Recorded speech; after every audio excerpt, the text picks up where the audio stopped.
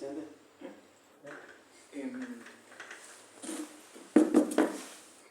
Hoy estamos presentando el libro Escuela del Terror de J. Miranda, nuestro autor de terror. Muy buenas y sobre todo terroríficas tardes a todos ustedes. Soy Vincent Ross, editor de Chejané, y le doy las gracias infinitas a la señorita Celeste Galeano por el apoyo incondicional a la cultura, sobre todo a la lectura, por darnos este espacio para la presentación del libro Escuela del Terror en punto divertido. Apreciado J. Miranda, hoy llegó el gran día. Se estrena una nueva novela de que todos llamamos Rey del Terror, porque lo lleva en la sangre este género que le apasiona y sobre todo lo disfruta escribiendo en cada página. Esta novela que hoy tengo el agrado de editar es una novela bastante diferente de las anteriores del autor. En esta hay una denuncia social sobre el grave estado de nuestra educación, algo que todos debemos empezar a cambiar, justamente por medio de la lectura. J. Miranda es para mí un ejemplo, ya que no solo escribe, sino que también dedica su tiempo a trabajar en otras áreas. Es un emprendedor, lo cual le permite conocer el día a día de la gente y escribir por ende también para la gente. Sus ideas son claras, directas y mantiene el lector atrapado. Eso es lo que encontré desde el primer original que me mostró. Ahora bien, para los que ya son sus seguidores, lectores y lo conocen, saben que será una nueva y apasionante historia de terror, pero siempre con una enseñanza, con una reflexión que está ahí.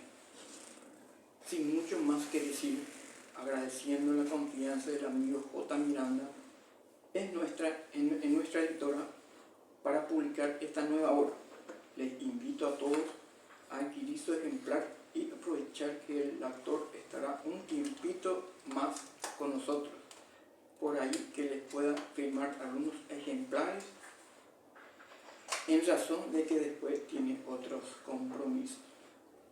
Mi mayor deseo de éxito para el autor y agradeciendo también al acompañamiento de Cifate Paraguay y en la persona de José Monín, que se vendan más libros de este género apasionante, con muchas ventanas por abrir aún en nuestro país. Muchas gracias.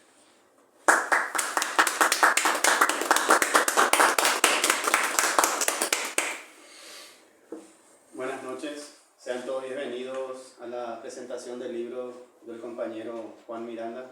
Yo ya le conozco de hace varios años.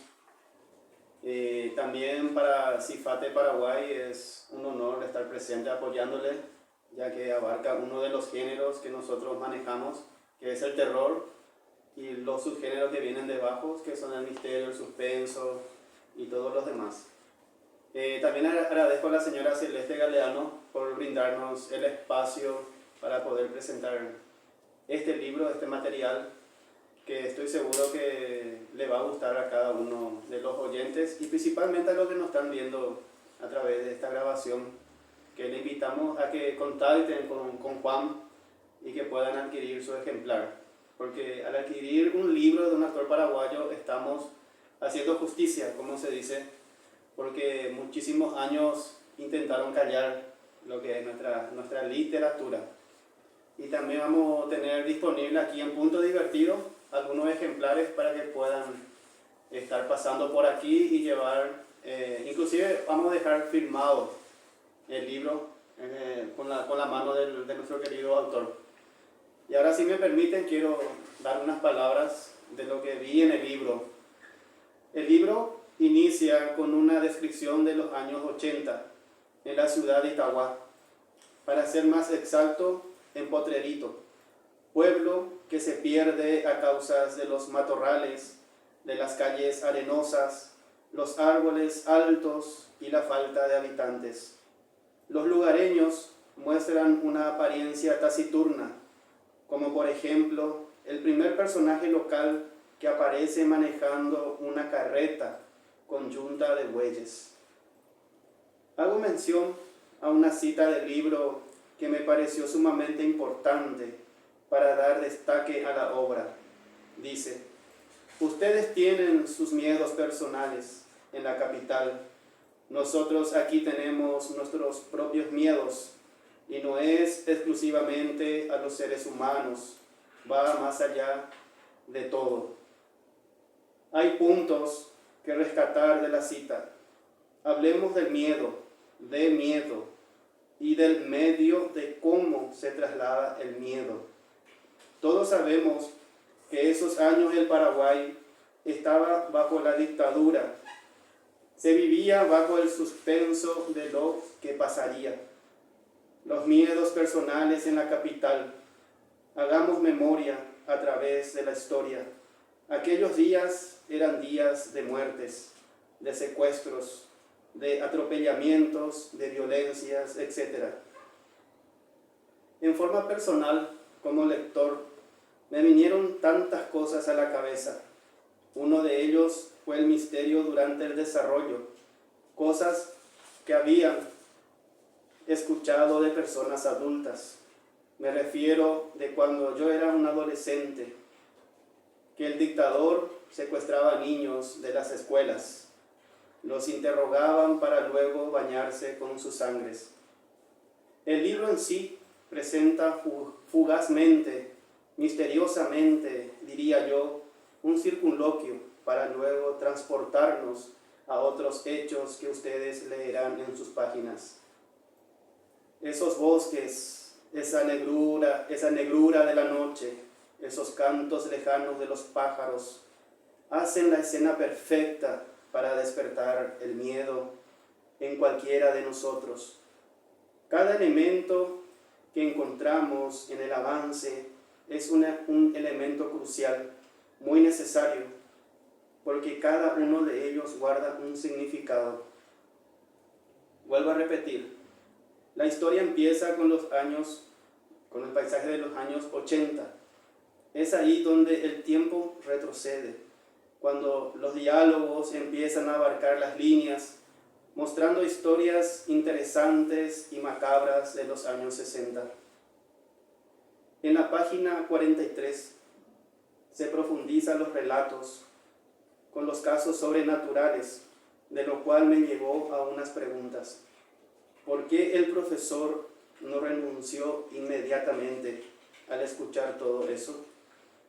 ¿Qué fue lo que pasó en el año 1962? Son preguntas interesantes que cada uno de los presentes, al adquirir un ejemplar, tendrá la misión de descubrirlas. Hay sucesos que nos transportan a nuestra niñez, entrando a la adolescencia, esos miedos infantiles que nos carcomían por dentro al escuchar relato de los mayores. Así como el Paraguay está lleno de historias mitológicas que nos hacían perder el sueño, ese sudor fresco interminable que recorría nuestros cuerpos, esas mismas sensaciones se pueden ver en las páginas del libro. Había dicho más arriba miedos infantiles. Lo pongo entre comillas para indicar que esos miedos, al igual que el niño que llevamos dentro, siguen durmiendo. Siempre están ahí esperando despertar con historias como estas. Las imágenes logran anclar los hechos paranormales entre el misterio que se desarrolla en todo el libro, el terror innegable acompañado del horror, dándonos así las escenas macabras bien logradas. A pesar de estar en bruto, tiene un aire fantasmagórico de mucha calidad. La oralidad de los personajes que se entrecruzan, buscando las respuestas de los hechos, conducen a un solo lugar, la escuela del doctor Ángel Ferreira Patiño, o sea, la escuela del terror. A mí me hubiese gustado que se llamase el libro La Escuela Maldita, o Escuela Maldita, para mí, pero él es el autor y él tiene el derecho de todo, y luego nos va a explicar del por qué el título, ¿verdad? Es interesante poder ver el costumbrismo, la mitología paraguaya en su eje central, pero el poder de la literatura puede todo, ya que al leer el libro podremos saber diferenciarlo. Quiero decir que hay una mezcla de nuestras creencias con las creencias anglosajonas. Para cerrar, quiero agradecer una vez más al compañero por hacerme la invitación de leer su libro, presentar su libro. Para mí fue muy satisfactorio leer. Y también para cerrar quiero citar una frase. Los sueños, los que sueñan de día, son conscientes de muchas cosas que escapan a los que sueñan solo de noche. Muchas gracias.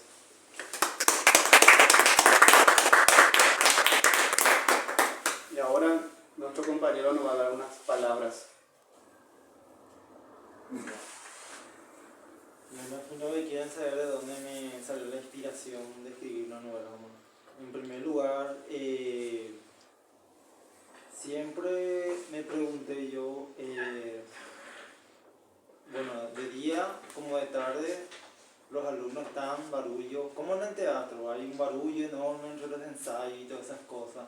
Y siempre me pregunté qué pasaba en las noches, las aulas oscuras, el caminar por los pasillos y qué sensación había, porque nadie estaba más a esa hora. Eso fue lo primero que vino a mi cabeza, ¿verdad? De ahí nació la idea de escribir Escuela del Terror. Y el segundo fue que no es la primera novela que escribo basándome en épocas de la dictadura, o sea, en épocas de los 80, ya escribí varias novelas como Rostro en la Oscuridad. Cuando estaba viendo algunos de los documentales de esa época, entre comillas, entre las entrevistas que se hicieron a 4 años del golpe de Estado, una de las maestras, que era del interior, decía que el supremo dictador, vamos a decirlo, no quería que la educación avanzara, se oponía a eso, porque supuestamente esta profesora decía que cuando más tontos eran los paraguayos era mejor, porque él iba a dominarle, algo así, hizo una explicación. Y ahí va el tema de la novela, que hay un personaje de la época de los 60 que luchó mucho para que la institución que aparece ahí, la Escuela Doctor Patiño, pudiera nacer, vamos a decirlo, pudiera fundarse en los años 60. Pero tuvo su consecuencia el hecho de que haya fundado, y a través de las consecuencias que tuvo la fundación del colegio, entonces empezaron las historias paranormales, vamos a decir, lo que se comenzó a comentar en esa época de apariciones, entre otras cosas. La novela, en realidad, Potrerita existe, y no solamente una inspiración así tipo de la nada lo que describo entre los árboles. Si las personas van a Potrerito, así mismo como describo hasta hoy en día, porque hace poco fui otra vez a pasar por ahí, y así mismo es.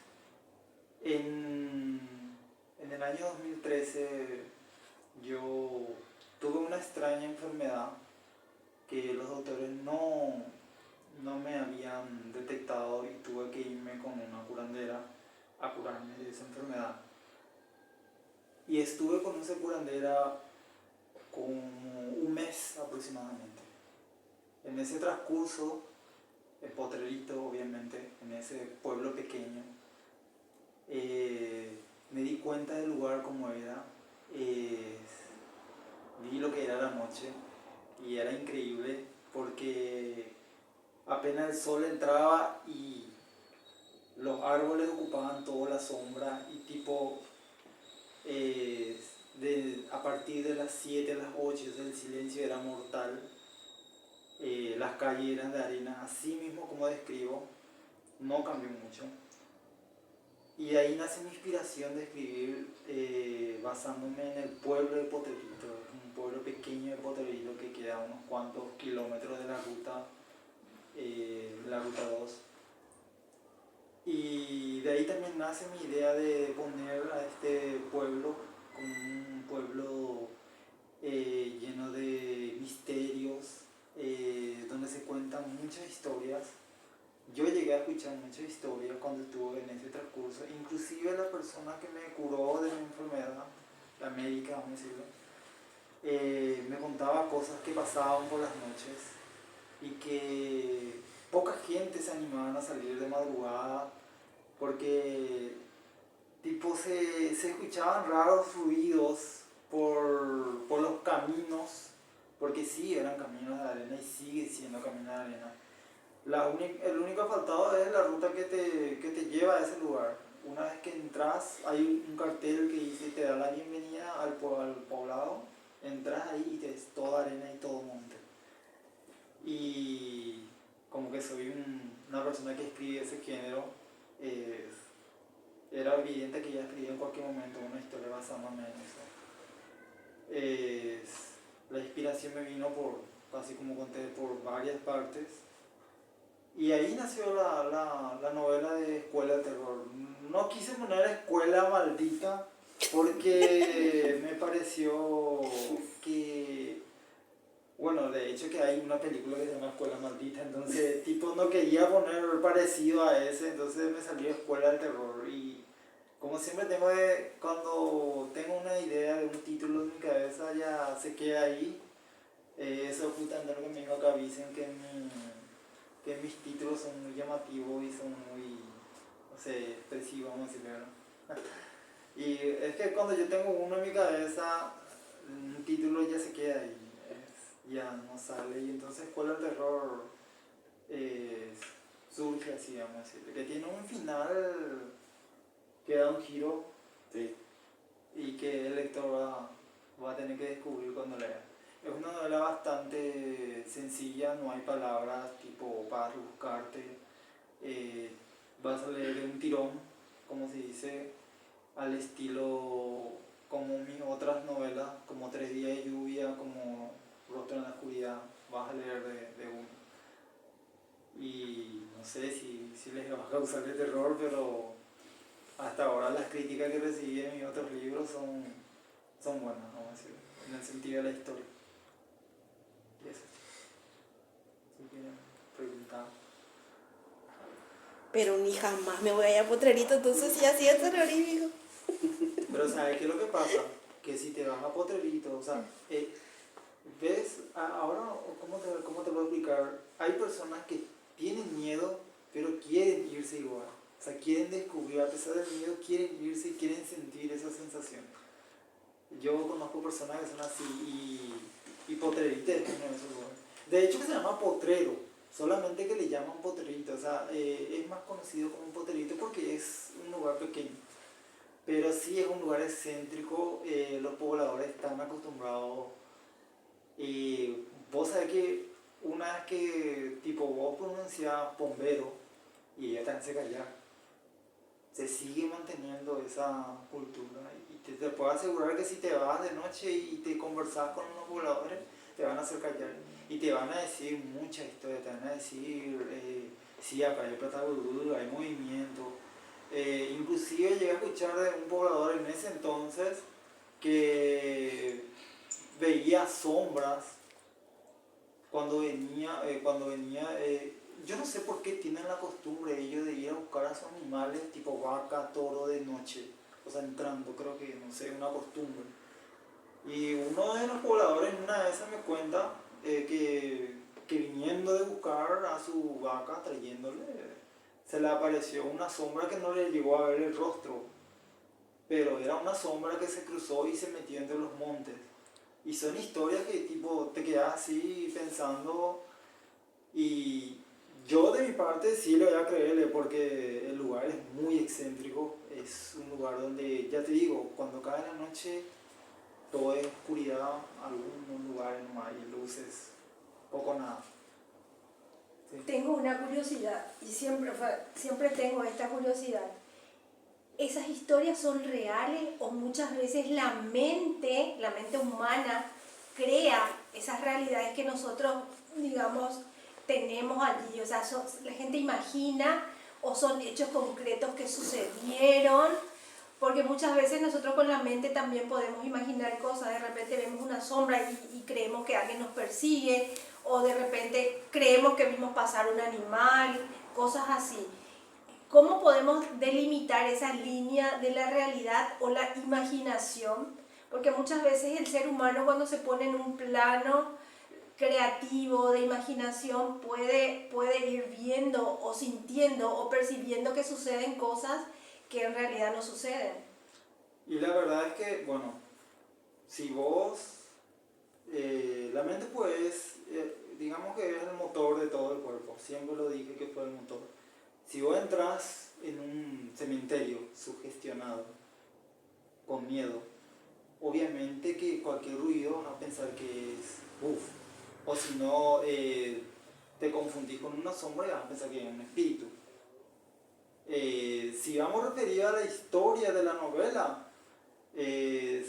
los casos son inventados, pero basándome en algunos comentarios que me dijeron, yo solamente les arreglé. Si vamos a referir a tu pregunta de las personas que viven en Potrerillo y ven cosas, es como para creer, porque son personas adultas que tipo se criaron con historias que venían de sus ancestros. O sea, el señor tiene 70 años y bueno, su papá le contó y el abuelo, vamos a decirlo así. Se transmite de generación en generación. Y como te dije, yo no puedo asegurar que sean ciertas lo que me contaron, pero uno también se pone a pensar y podés sacar la conclusión de que sean ciertas. Pero como te dije, supongamos yo, ¿verdad? Me voy y entro en un camino desierto de Potrerillo y entro sugestionado. Vas a ver cosas. Vas a ver cosas. Vas a sentir cosas. Pero en muchos casos también, no exclusivamente de Potrerillo, sino que así tipo casos que ocurren en la sociedad, vamos a decirle que hay personas que ven y sienten cosas paranormales aún sin estar sugestionados. Yo escuché casos que escribí en otros libros, obviamente, de personas que tipo no estaban pensando en cosas de actividades paranormales, no estaban ni siquiera vieron películas de terror, ni siquiera vieron nada de eso, y tipo le ocurren cosas extrañas, tipo sienten la presencia de alguien y te comentan así. O sea, ese es lo que quiero, porque claro. ¿Cómo te voy a decir? Por eso hay muchas grabaciones, tipo, están saliendo muchas grabaciones ahora que se están grabando en Paraguay, en TikTok especialmente, que graban, o sea, videos de actividades paranormales. O sea, ando viendo mucho yo eso y tipo me sorprende un poco también porque en Paraguay no suelo ver de así apariciones, ¿verdad? Y tipo son cosas que aparece, por ejemplo, el último que vi fue un camionero que venía por una ruta y tipo él no se da cuenta que se le apareció alguien ahí. Solamente después nomás ya él se fija. O sea. Así como aquella historia que siempre escuchamos de la chica que vino con el taxista y se bajó en el cementerio de la Recoleta. Esa es una historia que desde mi infancia escucho y sigo escuchando por todos lados. Y bueno, pero hay algo que quiero rescatar de lo que dijiste. Y ya le invito a Vicen y a José Monín para irnos, y acá todos los que estamos presentes vamos a ir a buscar la plata de Google que hay en Potrerillo. Sí, es lo que más se comenta. Y bueno, no vayamos todos a Potrerillo. Es porque allá plata de Google, a mí lo que más me llamó la atención es la forma en que se aparece. Porque no es que se incendia así un matorral, como se, no. Uno de ellos me contó que se le aparecía tipo como un gato, vos que te gustan los gatos, y no era así tipo sin cabeza como cuentan, era un gato así que se le aparecía blanco, y tipo aparecía así de la nada y se desapareció. No, nada así brilloso, nada, pero sí llamativo, un gato blanco con ojos brillosos. Y, o sea, él sacó la conclusión de que hay plata rondando por ahí. Pero esta persona tampoco se animó a acabar, vamos a decirle, porque trae sus consecuencias. Ahí voy a traer lo mismo, ellos le siguen respetando a las tradiciones, porque se cuenta que una vez que sacan un ratadú, luego viene te cobra, vamos a decirle, o algo así.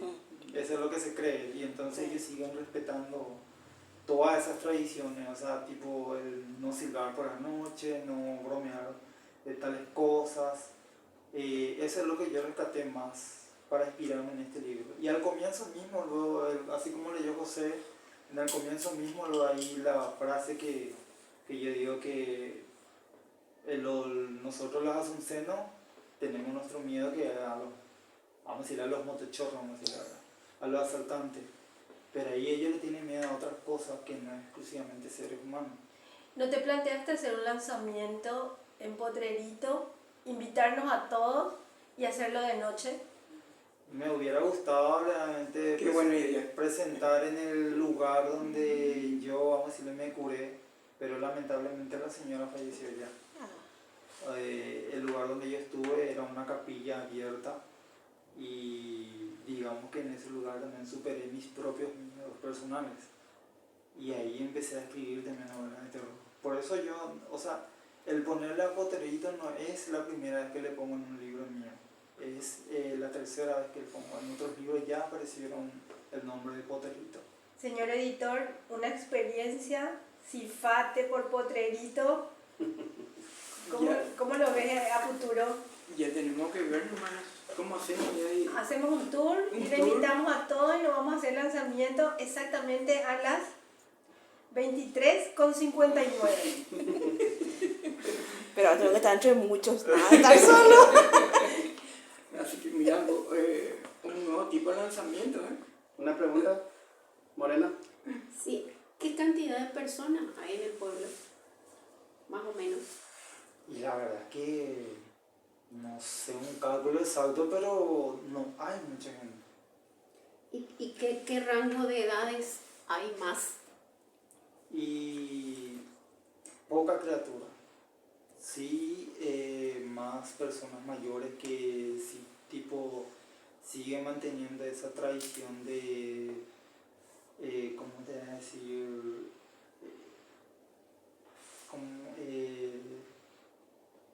La cultura, La cultura de antes, ese tipo las carretas que llevaban, ¿no? En el sentido de las tradiciones de seguir andando en carreta, andando en un caballo, paseando. Ordeñando vaca. Bien rural. Bien rural, o sea... No entró la modernidad, digamos. Todavía. No, porque realmente poco nada hay vehículos ahí, o sea, ya te digo, el camino sigue siendo arenero, no es... algo así. población joven poco. Sí, Y el pueblo- es un lugar muy, ¿cómo te voy a decir? Muy arbusto, o sea, lleno de árboles. Frondoso. ¿Y cuál Sí. es su principal entrada de dinero que el pueblo se Y la verdad que no sé, pero he visto que había un centro de salud, hay un centro de salud pequeño que funciona.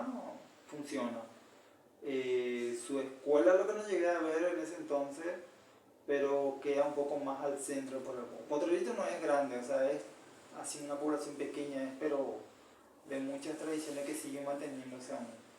En Itagua en sí, porque es parte de Itagua, sigue manteniéndose aún más los viejos siguen teniendo esa tradición y respeto especialmente a las leyendas.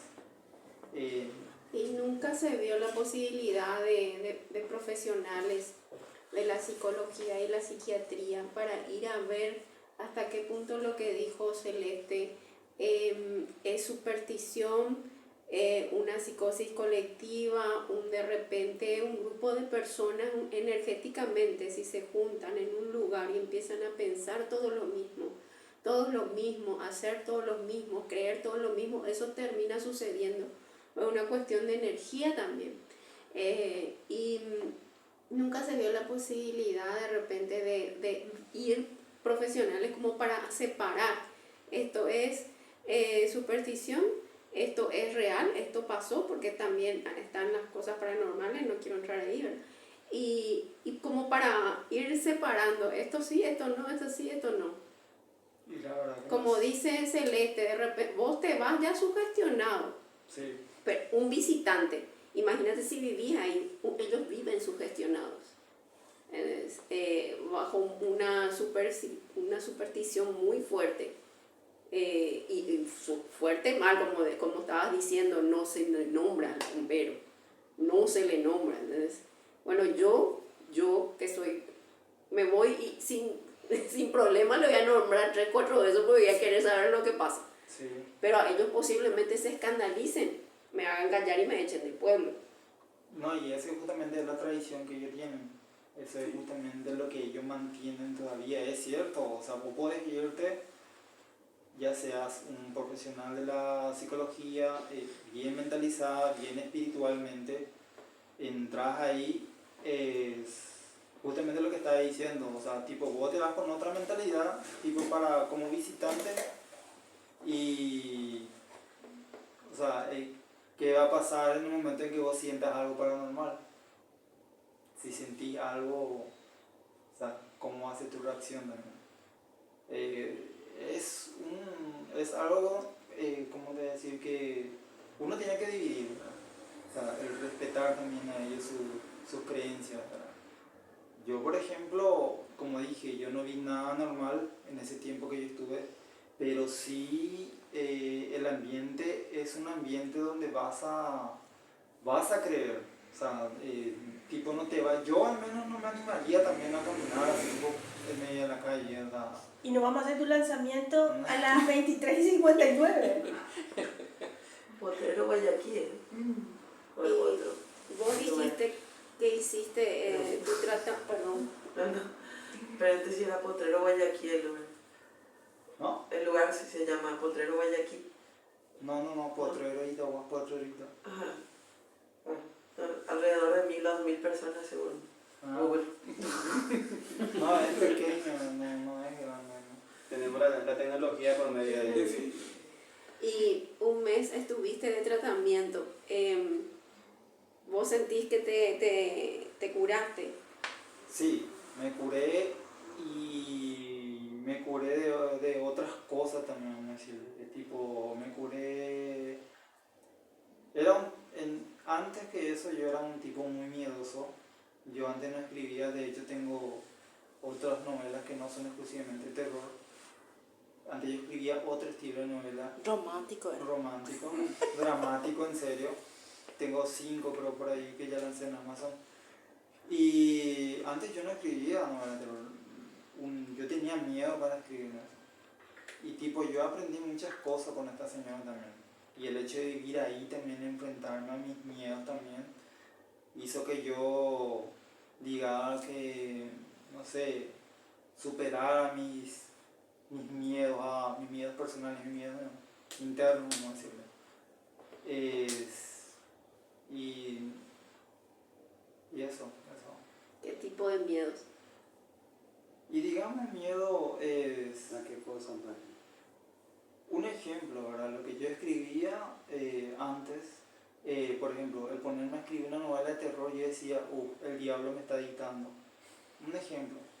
Y ese es porque mi mente estaba dañada y tenía un miedo. Y como me había dicho la médica en ese entonces, yo estaba muerto espiritualmente. No tenía fe y tenía más miedo que la fe, vamos a decirlo, ¿verdad? Y eso fue lo que yo superé ahí. El enfrentarme a mis miedos personales, enfrentarme a mí. Porque siempre el enemigo, yo siempre digo que el enemigo más grande es uno mismo. Sí. Vos tenés que enfrentarte a tus miedos. Si vos no te enfrentas a tus miedos, no vas a hacer nada. siempre tenés que enfrentarte a todo. Y no solamente a título de escritura superé muchas cosas, sino que a título personal que no tiene nada que ver con escritura también.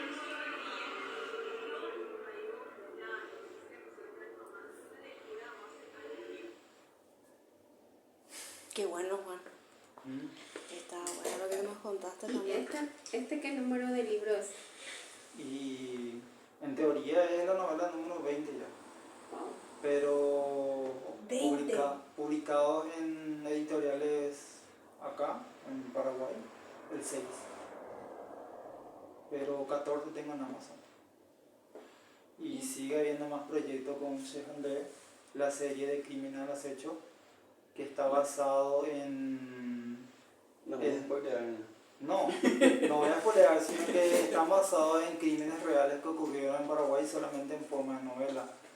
Lo que yo hice fue sacar a un personaje principal de mi novela 3 días de lluvia, que es el comisario Samaniego, y le puse como personaje principal de todos los tomos. Hasta ahora tengo 3 tomos que pienso publicar con Shehandé, de a poco, ¿verdad? Es como estilo Sherlock Holmes, vamos a decirlo. Así va a ser. Detective. Exactamente, pero basado en crímenes reales que ocurrieron.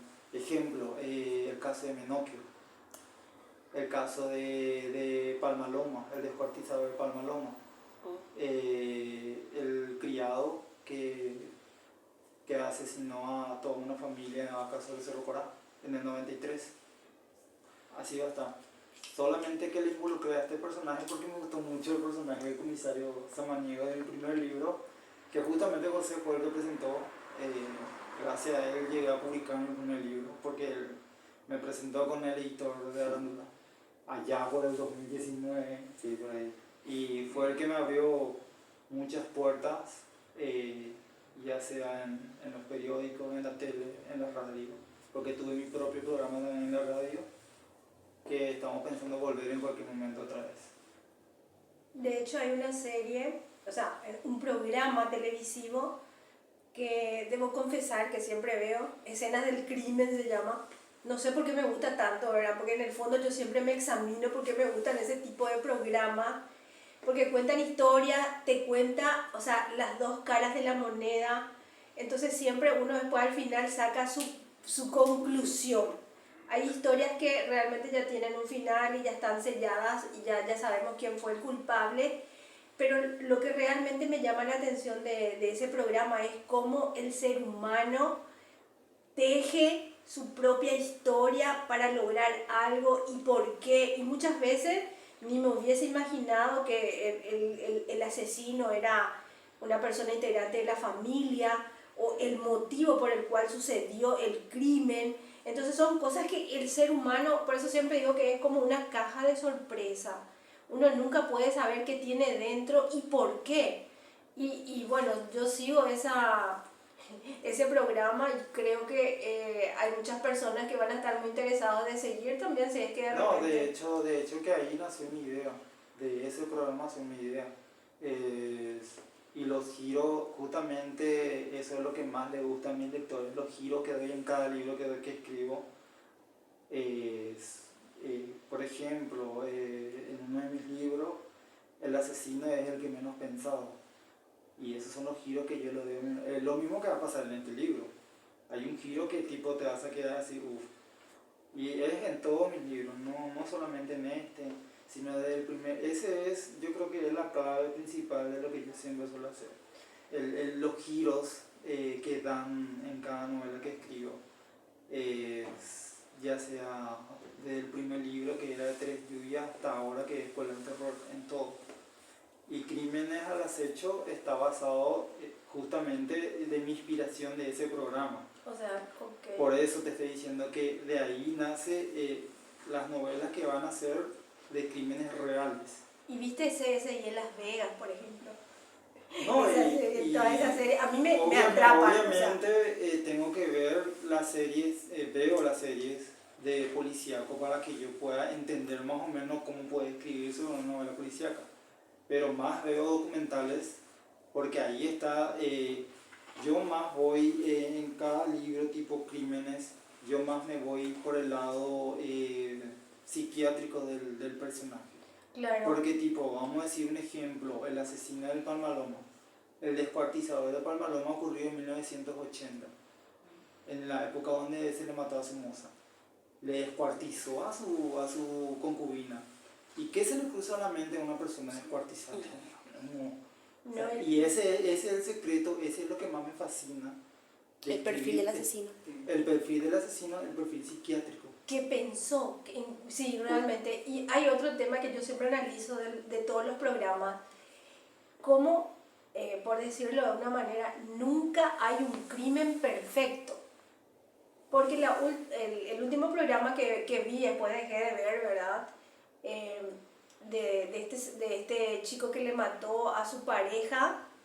Y una chipera inocentemente sacó una foto en donde él estaba en la parada de colectivo y de esa foto se fueron tejiendo los escenarios hasta determinar que él fue quien la mató, la quemó con un bebé adentro.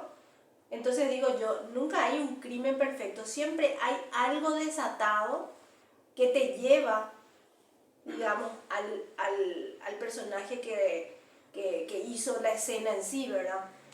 Y en todas las historias se repite eso, nunca hay un crimen perfecto. No, y eso justamente, a eso es lo que voy al tema de la parte psiquiátrica, vamos a decirle, la salud mental, vamos a decirle. A ver, el caso que ocurrió ahora, por ejemplo, el de la chica que se le tiró en el pozo. ¿Lo escucharon? Bueno, es la chica que está dando que hablar ahora, en limpio pasó. Le pusieron un alambre por el cuello y le tiraron en el pozo desnuda. O sea, ¿qué se le puede cruzar a la mente a una persona? Hacer eso. Le pusieron una piedra, le liaron y le tiraron. Y se le encontró por casualidad porque la piedra tenía que hundir el cuerpo en el pozo con el agua y al final no terminó flotando partes de sus extremidades así. Y fue ese el olor que expedía y fue un señor que iba a recoger su vaca el que comenzó a oler y llamó y se encontró el cadáver. Y ahora hay un misterio grande de quién fue el que le mató. Y ahí es donde voy siempre el tema de la salud mental. O sea, ¿qué se le puede cruzar a una persona para cometer algo así? O sea, tipo, quizás le habrá matado accidentalmente y ya no supo qué hacer. Hay algunos casos donde, por ejemplo, uno de los casos de escena del crimen también que cuenta el caso de uno de sus amigos que le mató sin querer a su otro amigo y no sabía qué hacer y le metió debajo de la cama y se estaba pudriendo ahí. Eran dos viciosos. Y, o sea, ahí vamos por el tema de la salud mental.